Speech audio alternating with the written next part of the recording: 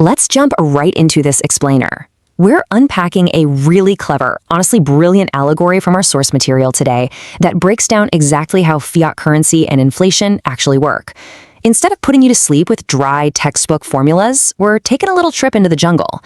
We're going to explore a seemingly simple system of leaves and bananas that perfectly mirrors the very real economic forces playing out in your own bank account right this second. Section 1. You're burning leaves.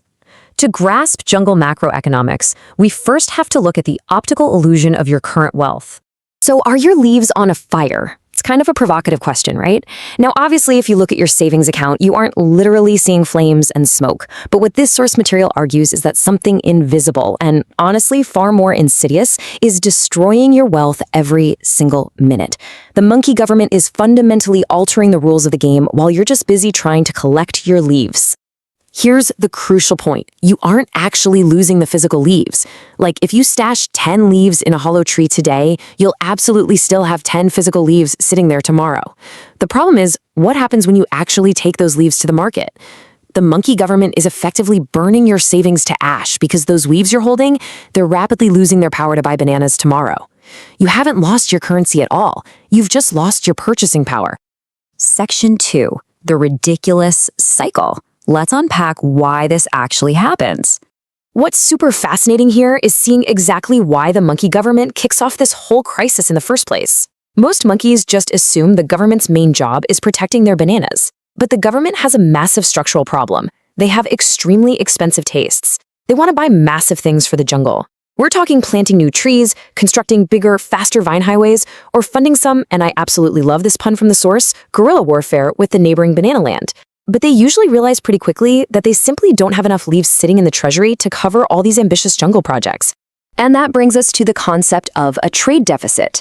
Basically, it's a shortfall that happens when the monkey government doesn't have enough actual value, enough leaves, to buy what they want. Now, a normal, everyday monkey would just have to work harder, forage longer, or, just not buy the thing. But a government, when faced with this deficit, they take the absolute easiest path available. They don't work harder, they just flip on the printing press and engage in fiat currency generation. They create more money entirely out of thin air to cover their spending habits. To see how this plays out, let's do a quick thought experiment. Imagine every single monkey in the troop suddenly gets 10 extra leaves from the government. At first glance, monkey happy, right? It sounds like a fantastic reason to celebrate.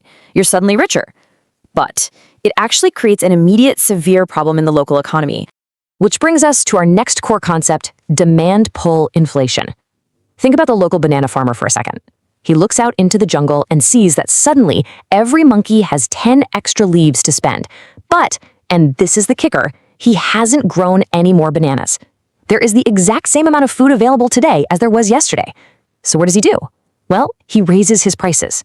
Because of this demand-pull inflation, your 10 extra leaves end up buying the exact same amount of food as they did before. The illusion of wealth just completely vanishes the second you try to spend it. And that brilliantly illustrates the ridiculous cycle. It's a constant, totally inescapable feedback loop. Step 1. The government creates leaves so monkeys can ostensibly afford the now expensive bananas. Step 2. Because there are way too many leaves chasing the exact same amount of bananas, the prices go up again. Step 3. The government itself now faces higher costs for its own service fees and tariffs, so they just create even more leaves to cover the gap. The more they print, the less valuable each individual leaf becomes. It's literally a mathematical doom loop. Eventually, this cycle completely destroys the currency. As the source vividly points out, the leaves literally become not worth eating. They lose all utility, all value. At this breaking point, the government might just literally burn all the old leaves and start a brand new economy using sticks instead. And where does that leave you? It leaves average, hardworking monkeys with a pile of worthless paper, completely impoverished, while the government just hits the reset button on the game board and starts over. Section 3. The secret debt incentive. Let's dig into the hidden motives here. You gotta wonder, why would any government knowingly participate in a system that inevitably crashes? Well, the monkey government just so happens to be the biggest borrower in the entire jungle. Now, you're probably already familiar with the mechanics of compound interest, the mathematical reality that makes borrowed debt grow larger every single day. But what's fascinating is how the source applies it to the government's hidden incentives. The government is sitting under a crushing mountain of debt that's constantly expanding, meaning they desperately need a way out from under it. They couldn't possibly pay it back through honest foraging. So they use inflation as a secret weapon. Let's look at this 10% figure. If the monkey government owes 1,000 leaves and they fire up the printers to purposefully cause the leaf's value to drop by 10%, their own debt effectively shrinks. Really think about that for a second. They're paying their lenders back with burnt leaves, currency that buys 10% fewer bananas than the ones they originally borrowed. They are effectively inflating their debt away entirely at your expense. Section 4. The Elite Monkey Playbook. How do the ones at the very top survive this? Knowing this whole system is completely rigged to devalue the leaf, let's observe how the smartest members of the jungle actually adapt. The source highlights this incredibly stark divergence in society. On one hand, you have the average monkey. They don't understand the ridiculous cycle, so they hold on to their depreciating leaves, watch their savings burn, and just get hammered with late fees when they can't keep up with rising costs. But the elite monkeys? They aren't holding leaves at all. They hold blue chip stocks. They actually own pieces of the big monkey businesses that grow in value as prices rise. And for their daily spending, they use credit systems, like elite leaf cards, to just extract free rewards from the system. They are playing by a completely different set of rules. Section 5. Protect your bananas. Let's talk about what you can do about this. So the huge takeaway from this explainer is what you should actively be doing to ensure your own survival in this wild jungle economy. The source ultimately urges its audience to stop hoarding depreciating leaves and start investing in real assets, bananas, that actually grow over time.